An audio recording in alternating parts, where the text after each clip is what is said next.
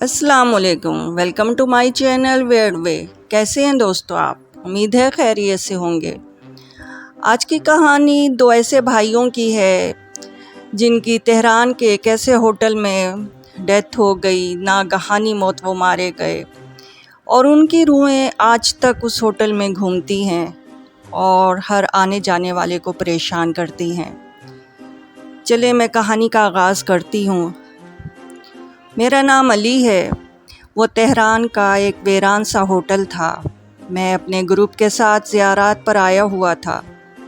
इस वक्त हमें रात गुजारने के लिए इससे बेहतर मुतबादिल नज़र नहीं आ रहा था।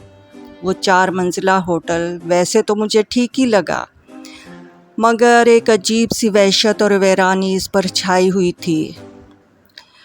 अपने सेकंड फ्लोर पर वाक़या कमरे की चाबी लेकर मैंने अपने साथियों के हमरा लिफ्ट की जानिब कदम बढ़ा दिए। मेरे साथ मेरे कमरे में चंद साथी और भी थे।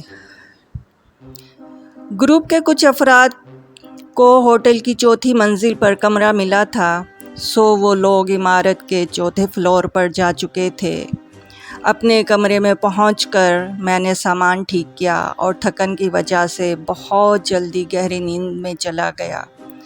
सुबह सवेरे हम सब ग्रुप अराकीन ज़ियारतों पर निकल गए। ज़ोहर के बाद वापसी हुई और सब ने होटल पहुंचकर खाना खाया। इरादा था कि चंद घंटे आराम करके मज़ीद आगे जाएंगे। मेरे साथी अपने अपने कमरों में जा चुके थे। मैं भी अपने कमरे में आकर सोने का इरादा करने लगा। अचानक मुझे महसूस हुआ कि मेरा एक बैग कम है। साथियों से पूछा तो सबने लाइल्मी का इजहार किया।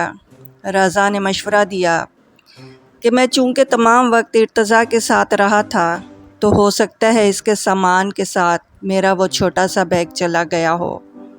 अब इर्तज़ा का कमरा इमारत के आखिरी फ्लोर यानी चौथे फ्लोर पर था। इस वक्त दिन के 3 बजे का वक्त था और सूरज पूरी आबोताब से चमक रहा था। मैंने सोचा कि कॉल करके पूछूं, मगर फिर ख्याल आया कि ऊपर जाकर ही चेक किया जाए कि बाकी साथियों से भी तसल्ली कर सकूंगा। ये सोचकर मैंने लिफ्ट की जानिब कदम बढ़ा दिए।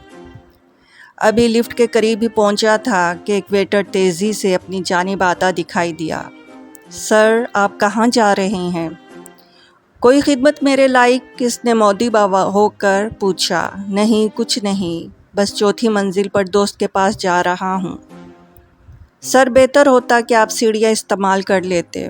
दरअसल कुछ मखसूस औकात में ये लिफ्ट सर्विस बंद कर दी जाती है। इसी वक्त लिफ्ट का दरवाज़ा खुला और एक नौजवान जोड़ा बाहर निकला। अब लिफ्ट खाली थी। मैंने मौका गनीमत जानते हुए जल्दी से लिफ्ट में पाँव रख दिया और वेटर को जवाब दिया, अभी नहीं भाई, अभी मैं जल्दी और परेशानी में हूँ, अभी कोई सर्विस बंद ना करना। मगर सर, आखिरी मंजिल। वेटर के अल्फाज मुंह में ही रह गए। दरवाज़ा बंद हो गया। मैंने सुकून का सांस लिया और जल्दी से 4 का बटन चौथी मंजिल और आखिरी मंजिल के लिए प्रेस कर दिया। लिफ्ट ने हरकत की और ऊपर की जानिब बढ़ने लगी। 3rd फ्लोर पर लिफ्ट नहीं रुकी। अब यकीनन 4th फ्लोर आ गया था, क्योंकि लिफ्ट रुक चुकी थी। लिफ्ट का दरवाज़ा खुला और मेरी नज़रों के सामने एक सफ़ेद दीवार आ गई। इस दीवार पर किसी ने सुर्ख पेंट से बड़ा बड़ा 5th फ्लोर लिखा हुआ था। मैं चौंक गया। इस इमारत की सिर्फ 4 ही फ्लोर थे। मैंने सोचा शायद किसी ने गलती या मजाक में ऐसा लिखा हो, मगर ऐसा कौन करेगा। बहरहाल मुझे इर्तज़ा के पास जल्दी पहुंचना था, सो मैं लिफ्ट से बाहर निकल आया। मेरे बाहर आते ही लिफ्ट वापस चली गई। पूरे फ्लोर पर अंधेरा छाया हुआ था और अजीब वीरानी सी थी। कुछ सफ़ेद बल्ब टिमटिमा रहे थे।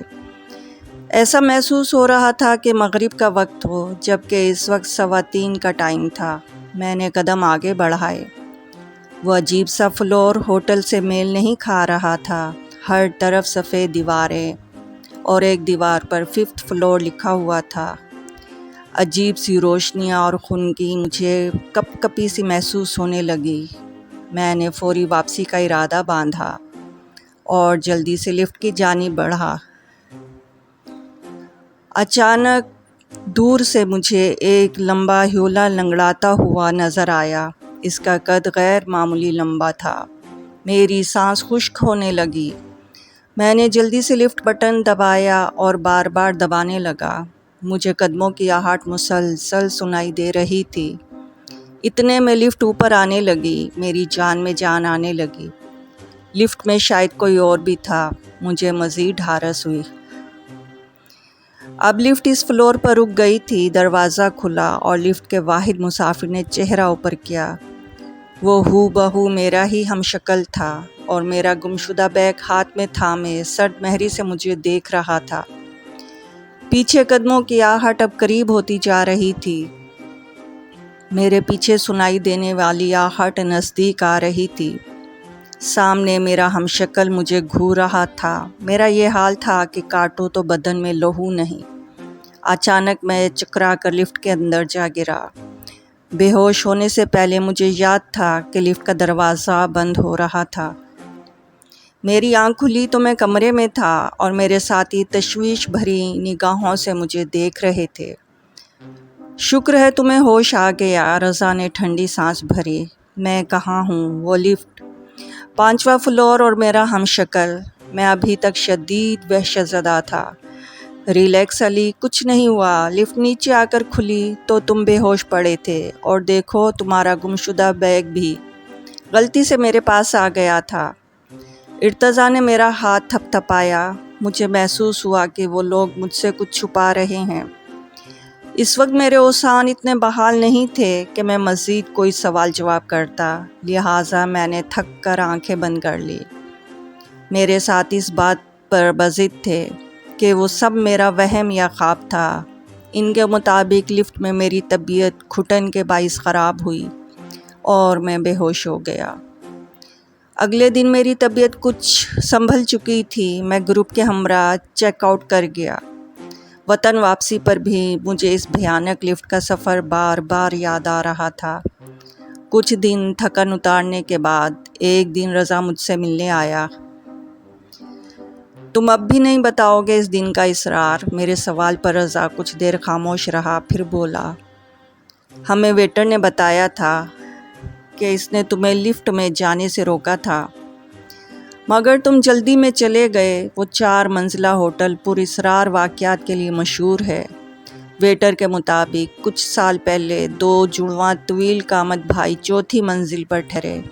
ایک دوپہر وہ دونوں نیچے جانے کے لیے لفٹ کال کر رہے تھے۔ لفٹ خرابی کے باعث اوپر نہیں آ سکی۔ ایک بھائی باتوں میں مصروف ہونے کی وجہ سے بغیر دیکھے سوار ہو گیا اور نیچے گراؤنڈ فلور پر جا گرا۔ دوسرے بھائی نے اسے پکڑنے کے لیے قدم بڑھایا تو دروازہ بند ہونے سے اس کی ٹانگ پھنس گئی اور وہ بری طرح زخمی ہو گیا۔